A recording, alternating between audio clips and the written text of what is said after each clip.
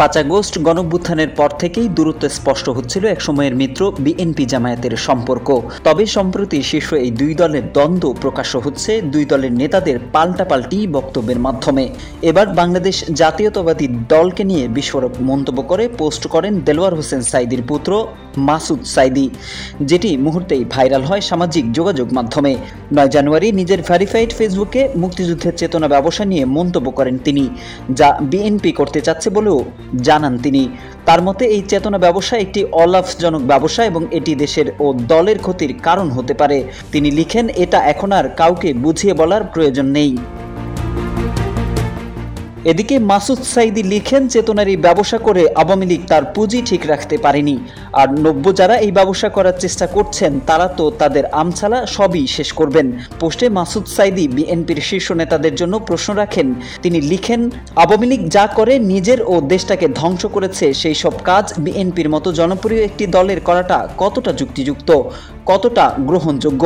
বরং দেশের মানুষ তো একথাই বলছে যে ৭১-এর চেতনা দিয়ে বিরোধী মতকে দমন করা, জামায়াত শিবিরকে ধর্ম ব্যবসায়ী রক্কাটা বলে ট্যাগ দেওয়া, ৭২-এর সংবিধানে আস্থা রাখা, এসবের জন্য তো আওয়ামী লীগই ছিল, নতুন করে বিএনপিকে আর কি দরকার? কেউ না বুঝলেও আমরা আপনার প্রয়োজন বুঝি, আর তাই তো অত্যাধুনিক ফিচার সম্বলিত বিভিন্ন সাইজ আর কালারের ২৫০টিরও বেশি ডিজাইন অপশন নিয়ে ওয়ালটন স্মার্ট ফ্রিজ বোঝে আপনার প্রয়োজন। আওয়ামী লীগের পথে কোনো কল্যাণ নেই উল্লেখ করে মাসুদ সাঈদী তার পোস্টে লিখেন, লীগের পথে কোনো কল্যাণ নেই, বরং লীগের পথ যারাই ধরবে তাদেরকেও দেশের মানুষ বর্জন করবে, এটাই প্রমাণিত।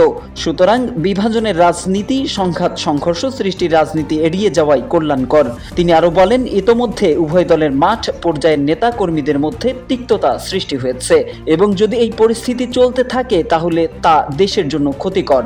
জাতীয়তাবাদী এবং ইসলামী মূল্যবোধে বিশ্বাসী দেশের অধিকাংশ জনগণের জন্য এটি বিপজ্জনক বলেও মন্তব্য করেন মাসুদ সাঈদী।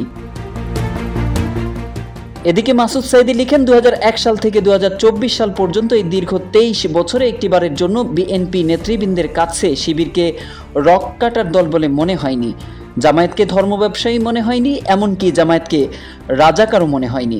কিন্তু ২৩ বছর পর হঠাৎ করে বিএনপির কিছু নেতার কাছে জামায়াতকে এমন মনে হচ্ছে কেন, এই প্রশ্ন রাখেন মাসুদ সাঈদী। সর্বশেষ তিনি বিএনপি ও জামায়াতের শীর্ষ নেতৃবৃন্দের প্রতি আহ্বান জানিয়ে বলেন, বিএনপি জামায়াতের মতো বৃহৎ দুটি দলের মাঝে কোনো অনৈক্য দেশবাসী আশা করে না।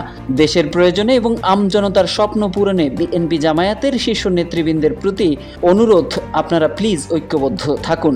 আপনারা ঐক্যবদ্ধ থেকে বাংলাদেশ থেকে ফ্যাসিবাদ মুজিববাদকে চিরতরে নির্মূল করুন।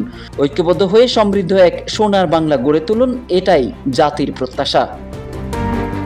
Mohammad Saiful Islam, news desk, Ittefaq.